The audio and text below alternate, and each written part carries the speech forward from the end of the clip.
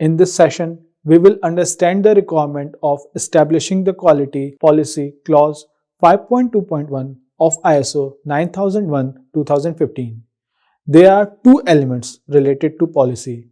First is for development of the policy, second is for communication of the policy.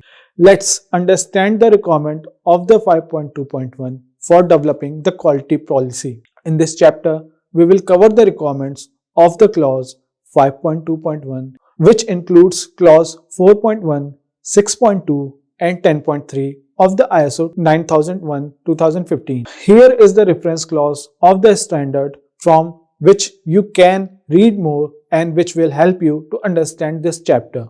Requirement of the clause 5.2.1 depend upon the requirement of clause 4.1, 5.1, 6.2 and 3.3. There is mandatory requirement in this clause 5.2.1 is that organization have to establishment, implement and maintain quality policy as per the standard requirements.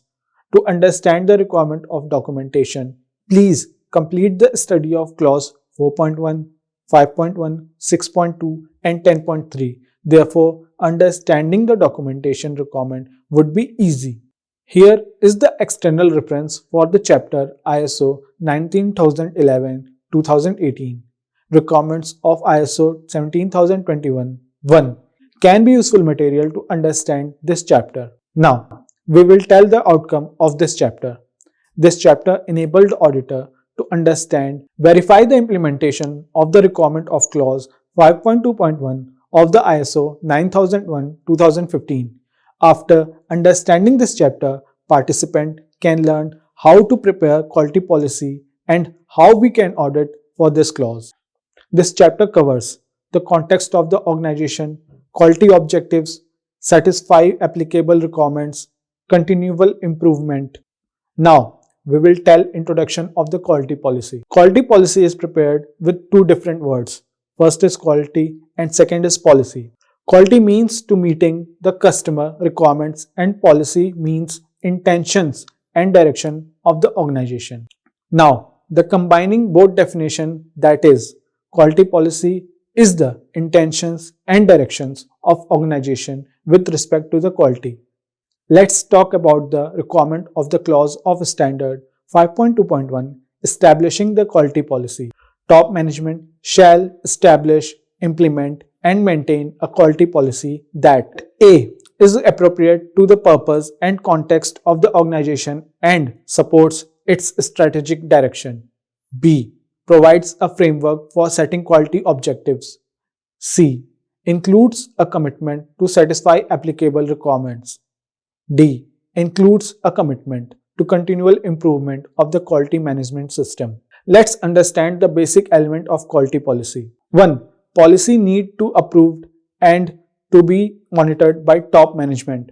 Second, appropriation of the quality policy need to be checked if it justifies with the purpose and context of the organization and supports its strategic direction and the policies also meet the customer's requirements. 3. Policy should be developed in a manner that provides a framework for setting quality objectives. 4. Policy must include a commitment to satisfy applicable requirements. 5. Policy includes a commitment to continual improvement of the quality management system. Let's take some example of the quality policy.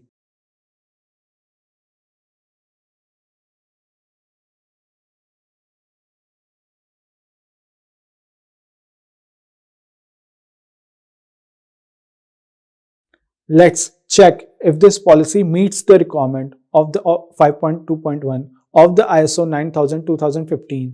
We, as an auditor, need to check if policy is developed which is aligned with the requirement of the standard. We need to check the policy on above criteria. In following elements need to be assessed. 1. Top management involvement. 2. Appropriateness. 3. Framework for quality objective. 4. Commitment. 5. Continual improvement. If any policy fails to include any element as described above, this policy shall be called defective, and as an auditor, we need to raise findings non-conformity files against this. Any findings against this shall be written against clause 5.1.2 of the ISO 9001-2015. Here is some mandatory document which organization has to prepare as per the standard requirement ISO 9001-2015. Quality policy is the mandatory documents in any organization which management have to prepare as per their context, and quality policy meets all the elements which are described above, like top management involvement, appropriateness, framework for quality objective, commitment, and continual improvement. Now, let's take an example how to write non-conformities against clause 5.2.1 of the ISO 9001-2015. Here is the non-conformity auditor finding action report from which we see that what root cause analysis, correction, and corrective action will be taken if this non-conformity occurs in the system.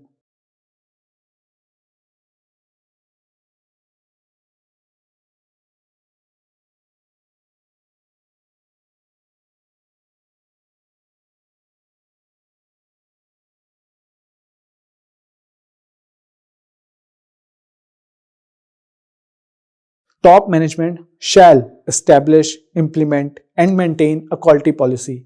A. Is appropriate to the purpose and context of the organization and supports its strategic direction. B. Provides a framework for setting quality objectives. C. Includes a commitment to satisfy applicable requirement. D. Includes a commitment to continual improvement of quality management system.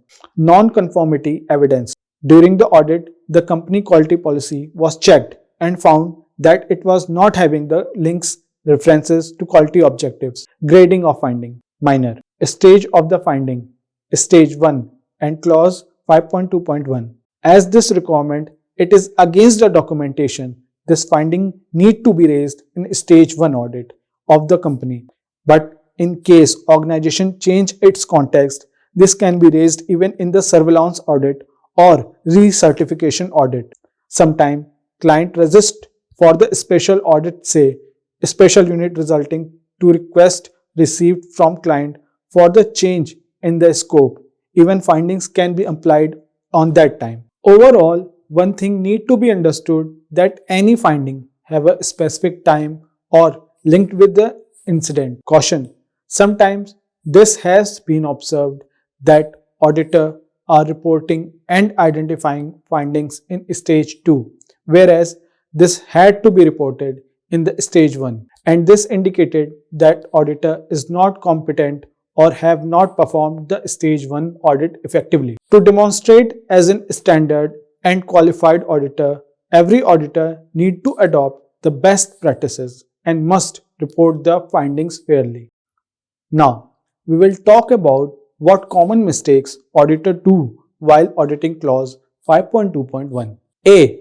Verify with the top management involved for the development and establishing the quality policy. Top management does not mean to be the promoter, director, or chairman. Against this depend on the context of the organization. For a bank branch manager can be top management. If we are conducting regional office, regional manager can be top management. But for the head office, director or chairman can be top management. Auditor don't need to be very strict to decide who is top management, but should understand with discussion to the organization who is top management.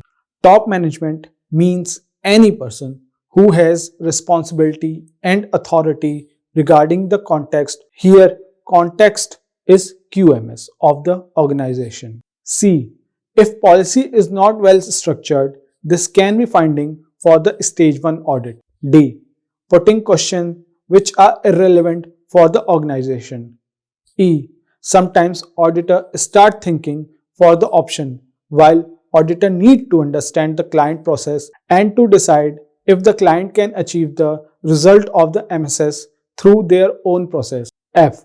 Auditors start consulting. J. Auditor start expecting documents and records in clause where this may not be mandatory. Here is the auditor practice guide link for quality policy. Dear friends, We have now come to the conclusion of this training session. See you soon with an exciting new topic. Till then, goodbye.